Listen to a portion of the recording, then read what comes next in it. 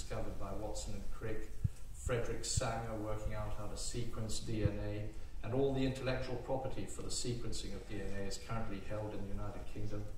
We're responsible for the first blood transfusion, the first stem cell transplant, the first antibiotics, the discovery of how to stop and restart the heart, which is the basis of modern heart surgery, and the first test tube baby born out of, in fact, not a test tube, but a Petri dish in a district general hospital in Cambridgeshire, who's about to reach her 38th birthday. And in medical technology, Robert Hooke, then president of the Royal Society, used the microscope to discover and describe the cell. We invented the clinical thermometer, the ophthalmoscope, the intraocular lens, the CT scanner, the MRI scanner.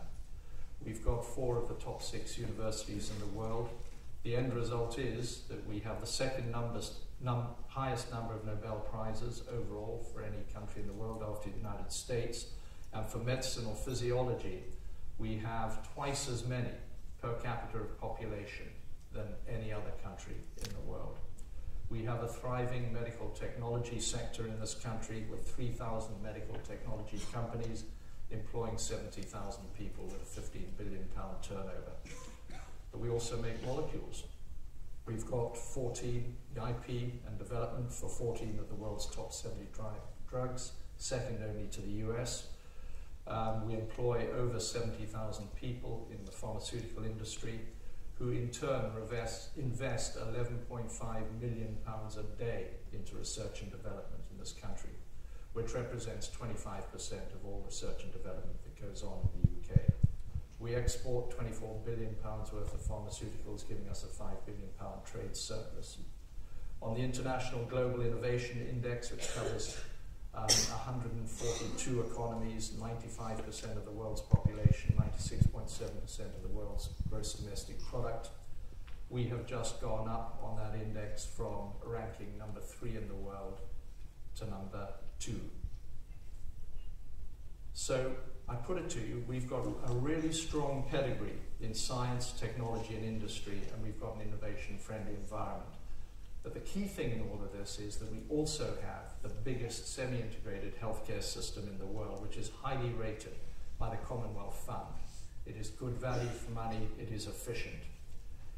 Now, as the dark clouds roll over the Crimean Peninsula today, remember the First Crimean War, which gave birth to the nursing profession of the modern world, the world's first secular nursing school at St. Thomas's, and the first female member of the Royal Statistical Society in Florence Nightingale, who was a fantastic statistician who gave rise to some innovative ways of presenting statistics, such as polagraphs.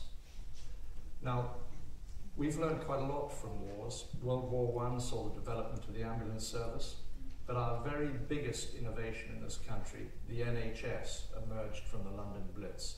The war had seen full employment and a clear social purpose. The Blitz had seen the introduction of free medical care for non-competents, something that was previously the privileged territory of the military. And after the war, people had seen the benefits of free healthcare. They aspired to better education and new housing, and there were high expectations of a new social order. And in his book, In Place of Fear, which I would recommend to all of you, still available on Amazon, Nye Bevan describes the moral and political arguments for the National Health Service.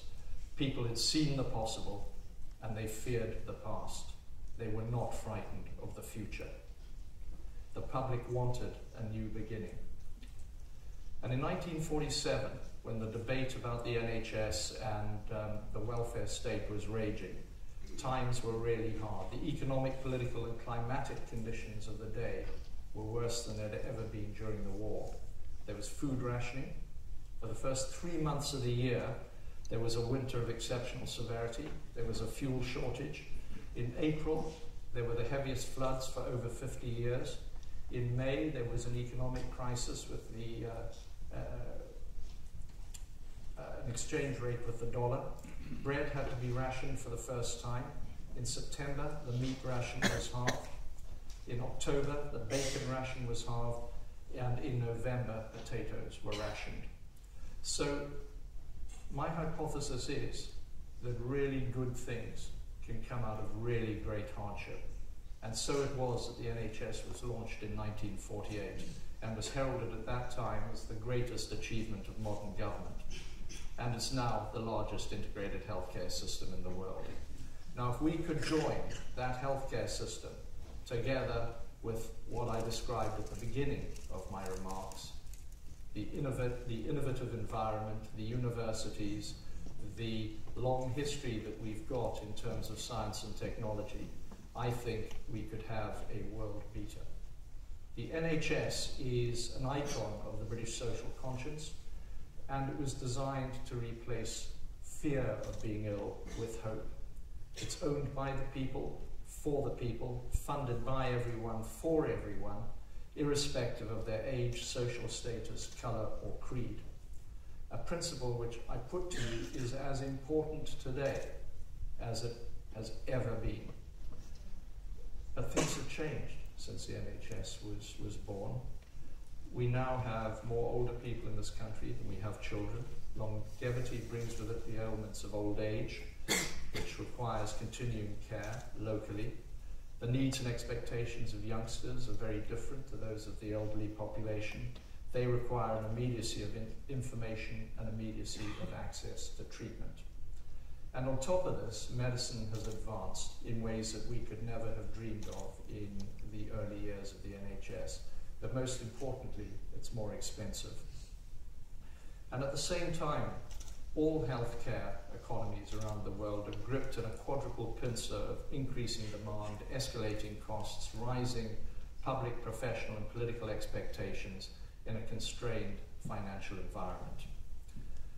Our NHS, frankly, has coped really well under those difficult circumstances. Other countries have slashed their services, changed the compact between the citizen and their health services, or slashed the salaries of people who work in their health services. We've done none of those, and we've managed to remain absolutely true to the founding values of the NHS.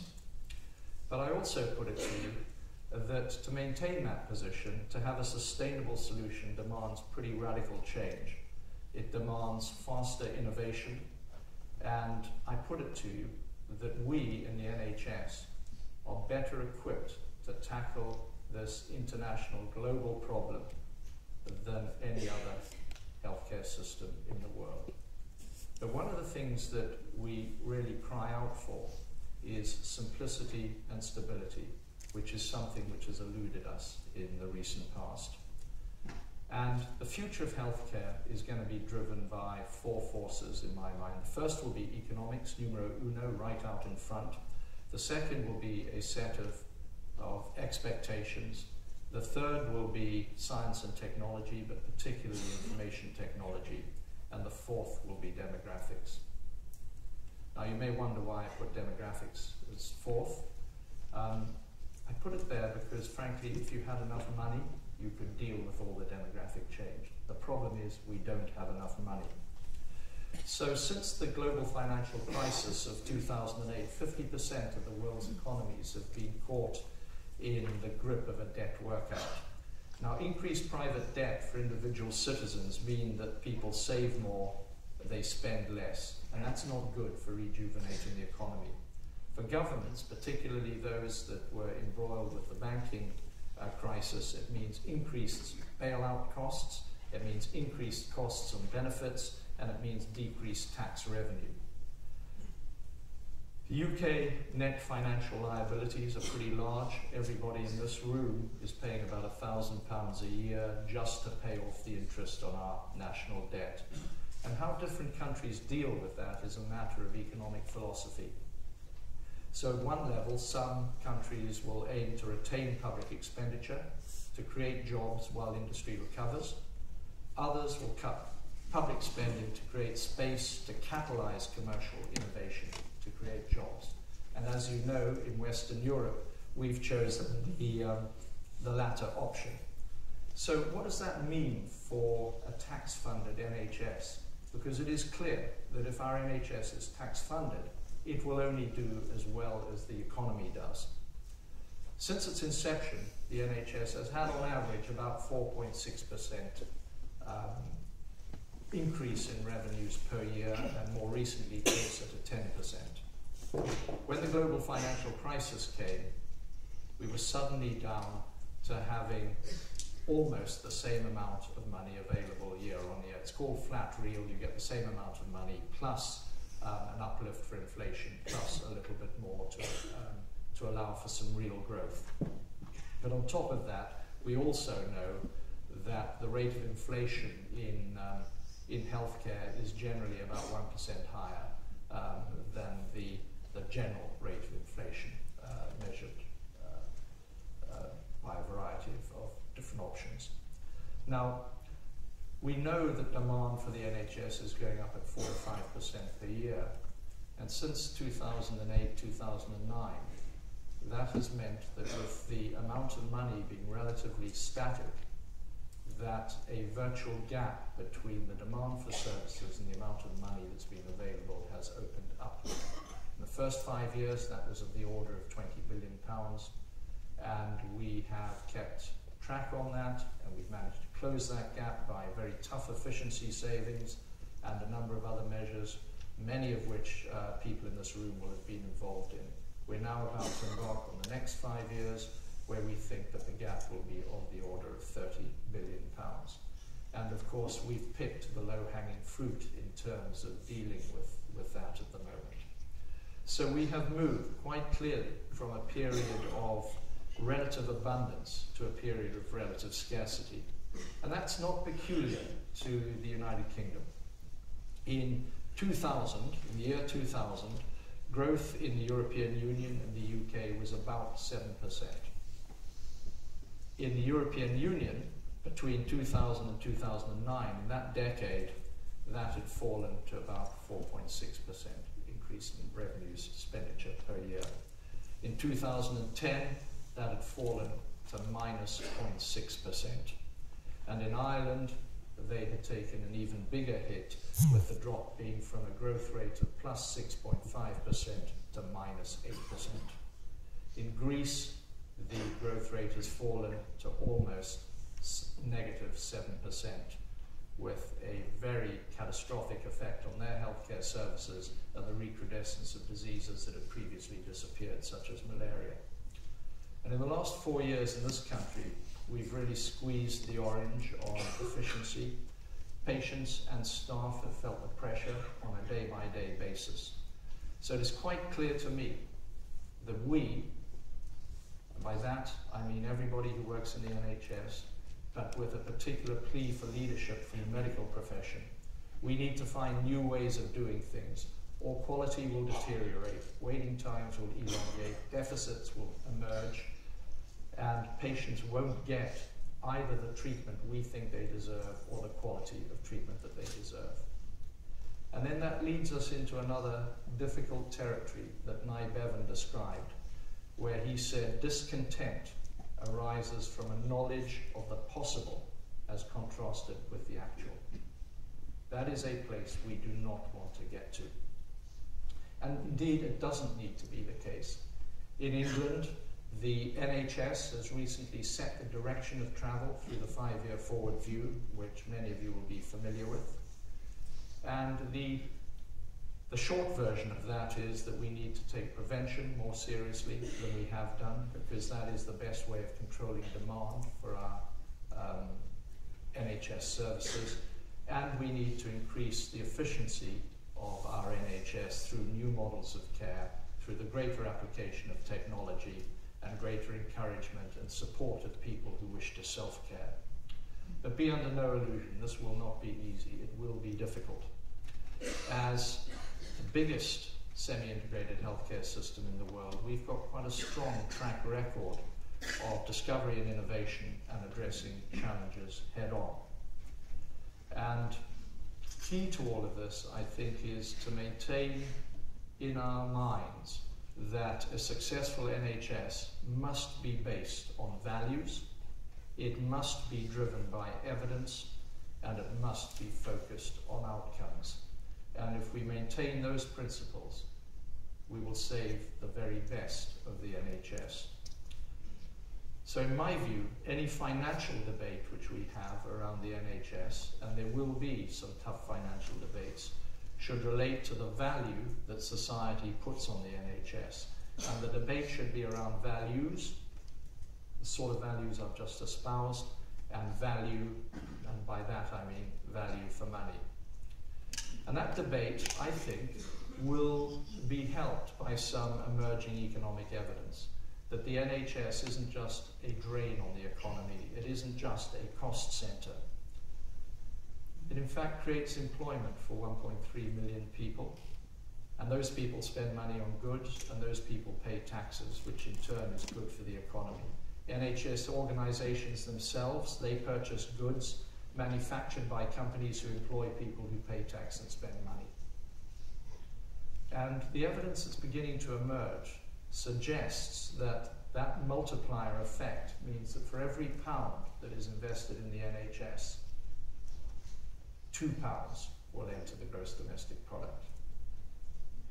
And I think that is an important issue for debate in the coming months. So enough of the economics. What about the expectations in healthcare?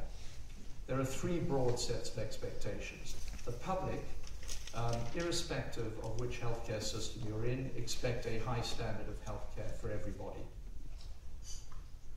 In our healthcare system, they expect it to be tax funded, and they expect it to be free at the point of delivery, so they don't have to worry about money when they're not feeling well. But patients also want effective and safe services. Patients accept that their disease has got a risk. They accept that the treatment has got a risk.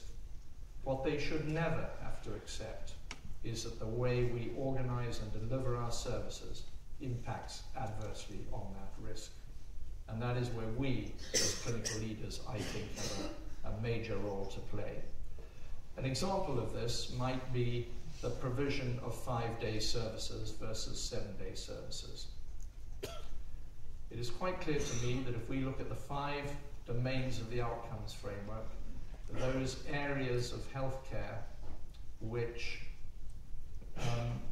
define what a healthcare system or an NHS should offer, that we should prevent avoidable mortality, that we should look after people well who have long-term conditions, that we should look after people well who require short episodes of care, that we should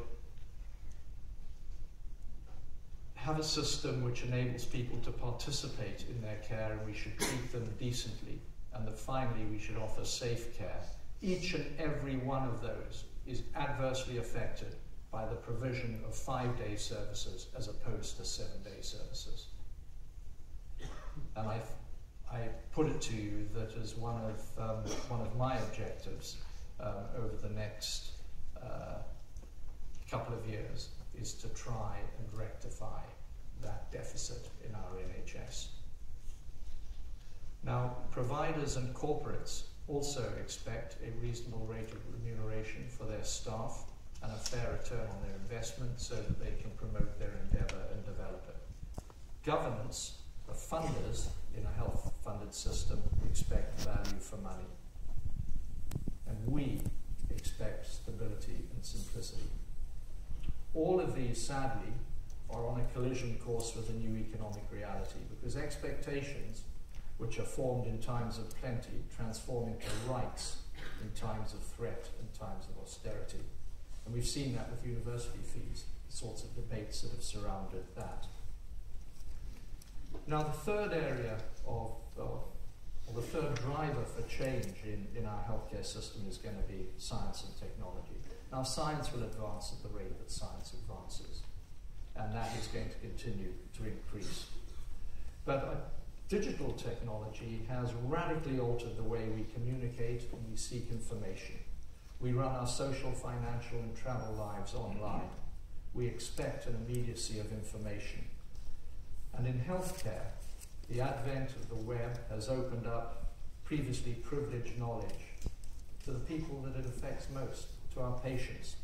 And it has changed the behavioral and social dimensions of medical practice in a way that cannot and should not ever go back. But there is more. this will force a period of creative destruction in the way that healthcare services are delivered. So I'd like you just to think for a moment of your cell phone. You know the things that Neil told you to turn off? The cell phone. In your pocket, as I speak, you've got a camera, a video recorder, a GPS locator, a calculator, a watch, an alarm clock, a music player, a photo album, a library, a voice recorder. And then you add a few apps to that. You've got a magnifying glass, a torch, a map, a pulse reader, an exercise monitor. And if you add a little bit of wireless to it, you've got a web surfer, a video player, a translator, an encyclopedia, a dictionary. And by the way, you can also use it as a phone, send some text, and check your emails. So the phone, that little benign thing in your pocket that you take for granted, is, in my view, the pluripotent stem cell for healthcare regeneration in the modern world. Imagine a phone that is increasingly configured for medical applications, where an increasing variety of wearable biosensors will turn us simply into walking event recorders that sense and display a series of vital signs, that perform analyses, that are capable of acquiring images of the heart, of the fetus, and that are strengthened by user-based and cloud-controlled analysis.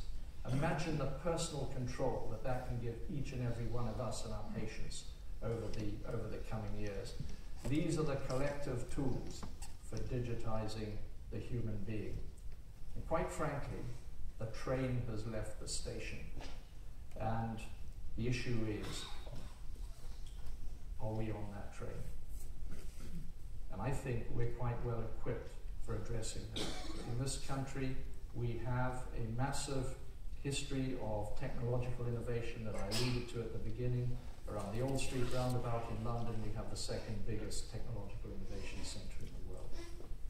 And so this is going on at the moment. High fidelity ECGs can be taken off your phone. Your refractive index can be measured by your phone camera. Your impedance between two hands can be measured by mobile devices to say how much water you've got on board, whether you're about to go into heart failure. Ralph Lauren has produced a polo shirt which can measure your respiratory rate, which can measure your heart rate, which can measure, it's got an accelerometer and can tell how fast you're using, and can also measure your gait. These are just a few of the things that are around at the moment. They are not futuristic, they are here. And they have been shown, when applied in the appropriate way, to have a significant impact on keeping people out of hospitals. But that's not the only thing that IT is going to bring. IT is increasingly shrinking the world. Patients will, in time, own their own electronic records and data, and they will grant access to us as clinicians, to other members of their family and friends, to review that data on their behalf. Online consultations will break down geographical boundaries, will bring 24/7 access to information and to consultations, and will challenge the funding models of healthcare around the world. So the reality of all of this is that in relatively short order, healthcare will become a knowledge transfer industry with a delivery arm. At the moment, it is a delivery industry with a small knowledge transfer arm. The changes are going to be absolutely profound, and it's coming pretty fast. And the question in my mind is, are we prepared? Governments tend to focus on structural and financial reform around the world. Regulatory agencies are becoming increasingly risk-averse. The life science industries aren't motivated to design drugs or devices for small groups of people because the development and regulatory costs are so high. And so many treatments are not focused on the right individuals. And this ends up with the overuse and waste of treatment. And in time, all of this will play into the economics of healthcare. People will start to ask why artificial hips, cataracts, artificial limbs cost so much less in some countries than in others. And this will pitch public expectations against regulators in the arena of cost. And the debate will be very different in tax-funded systems from insurance or privately funded systems. As Warren Buffett says, you can't have hot water at one end of the bath and cold water at the other end for very long. He's obviously got a different bath to me. But, so unless these paradoxes can be resolved, high-income countries risk becoming prisoners of their own expectations, and there is a risk of paralysis. So unlike 1947, where we were content with the present and afraid of the past, we could find ourselves content with the present and afraid of the future, while other less affluent countries, discontent with the present, will adopt new technologies faster than the so-called developed economies, and there is precedent for that in mobile banking. So our industry, our NHS, is a service industry, and we must respond. Now, successful companies, and I'm no economist, but it seems to me, do three things. They take control of their finances, and actually we've got pretty good record for doing that in the NHS. They then ask their customers what they want, and they innovate accordingly. And I just ask you to reflect for a while on how good the NHS is being about asking its customers, its patients, what they want, and how good we have been as a system, not as individuals, but as a system, in innovating according to what they tell us. I find the answer sometimes a bit disappointing when I ask that question. And more importantly, the successful companies do it with a degree of urgency. And that urgency has now descended and been forced upon us by the economics that we face at the moment. So innovation in healthcare is not just about robots and nanotechnology. It's about the overuse and underuse of treatments. It's about the appropriateness of care. Issues which have been raised by Fiona Godley in the BMJ at intermittent periods over the last couple of years, where the argument goes that the overuse of treatment costs anywhere between 15 and 20% of the cost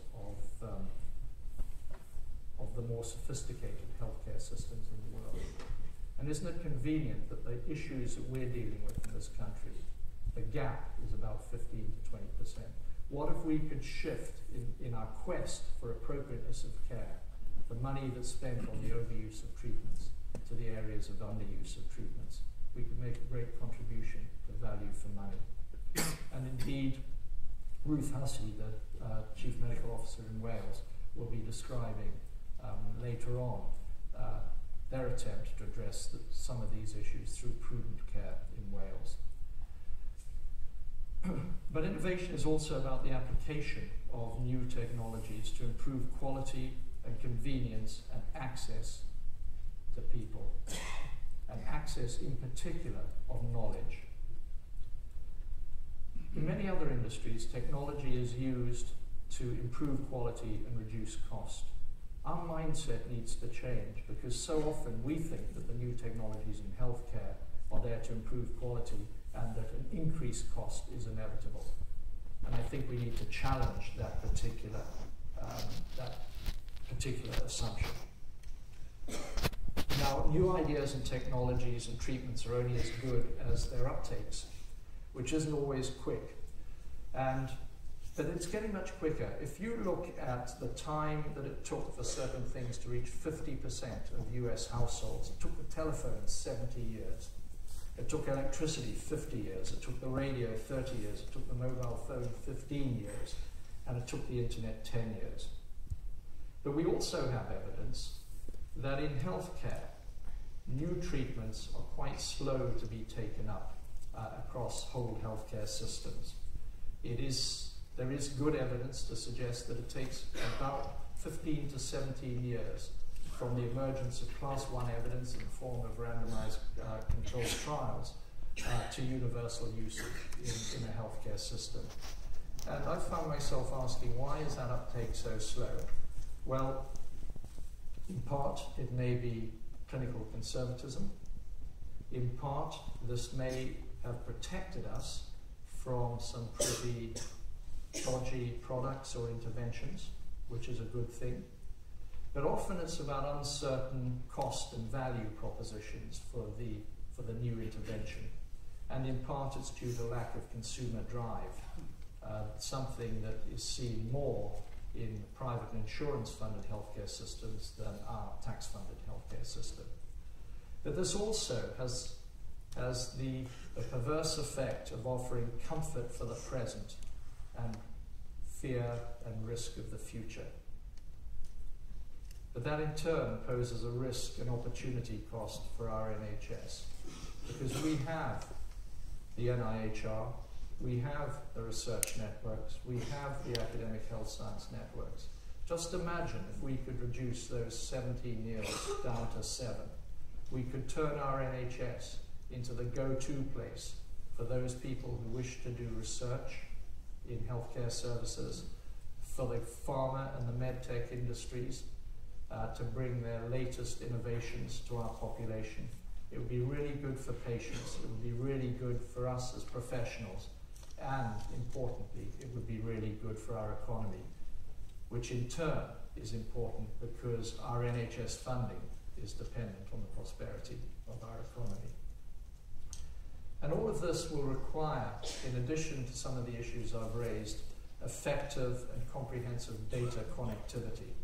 Connectivity between primary and secondary care, connectivity between the NHS and social care. And in the same way that patients are put at risk by our preservation of 5-day services as opposed to 7-day services in the NHS, so patients are put at risk by our failure to connect data. And I put it to you that we as medical leaders have an obligation to grip the argument for effective connectivity of data, something which will raise its head again over the course of the coming year, particularly since the next creative destruction in healthcare is going to be driven by genomics. So the first human genome took many, many years to be sequenced and cost $2 billion. We can now sequence a human genome to a reasonable level of granularity in less than a day for under $1,000. And that price is falling and the speed is increasing. So genomic sequencing is going to become commonplace. And the genome to phenotype linkage or genome to phenome linkage is going to become really important. And this is going to offer us some really exciting opportunities, particularly in terms of prediction of disease, not just at a population level, but also at an individual level. It's going to enable us to prevent those diseases, or at least to delay their onset, and it's going to enable us to focus on precision treatment in a way that we can't at the moment. But this is going to pose massive problems for healthcare systems that are funded through private or insurance means. Remember what happened when it became possible to identify whether someone was HIV positive or not. Remember the response of the insurance industry to that. So my hypothesis is that a population-based, tax-funded NHS where everybody pools their risk and shares that risk is coming of age. It is the best prepared healthcare system for the emerging science of genomics, something which will threaten many other healthcare systems in the world. So at a time that people will start to ask, is our NHS fit for the future? Is it affordable? Is it the right direction of travel? The answer has to be a resounding yes. And in fact, the very values that were espoused by Nye Bevan in the mid-1940s are exactly the values which we need to preserve because they protect us in the face of this emerging science. So ultimately, the real issue for the debate around our NHS is about the immeasurable value of living in a society where you, your family, your friends, your neighbours can get high quality health care when they need it without worrying about money when they're anxious, frightened or in pain.